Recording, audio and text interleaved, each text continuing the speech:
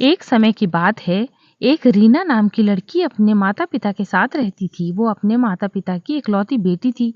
उसके माता-पिता उससे बहुत प्यार करते थे, इसीलिए वो जो भी माँगती थी उसे ला देते थे। उसके पिता इतने ज़्यादा पैसे नहीं कमा पाते थे, लेकिन फिर भी वो अपनी बेटी की हर इच्छा पूरी करते थे।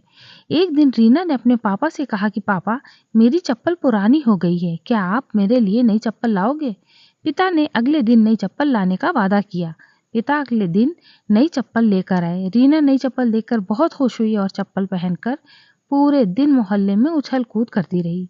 शाम को वो घर आई और चप्पल उतारकर सो गई।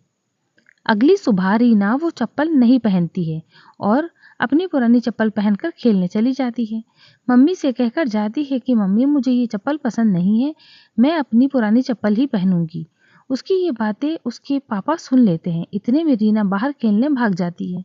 रीना के पिता उसके पीछे गए और उसे अपने पास बुलाकर कहा, बेटा, अगर तुम्हें नई चप्पल नहीं पहननी थी तो तुमने क्यों मंगवाई और तुमने उसे कल पूरे दिन पहनकर रखा।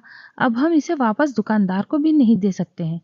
रीना कहती है कि पापा, मैंने ये चप्पल मम्मी के लिए मंगाई थी क्योंकि उनकी चप्पल टूट सी गई थी और वो खर्चे के डर से कभी अपने लिए नई चप्पल नहीं मंगाती हैं। इसीलिए मैंने वो चप्पल कल पूरे दिन पहन रखी ताकि मम्मी उसे वापस करने का ना बोल सके। अपनी बेटी की ये बात सुनकर पापा बहुत गर्व महसूस करते हैं और दरवाजे पर खड़ी मम्मी भी बेटी की बात सुन रही थी। वो भी मन ही मन बहुत खुश हुई कि इतनी सी बच्ची में इतनी समझ है।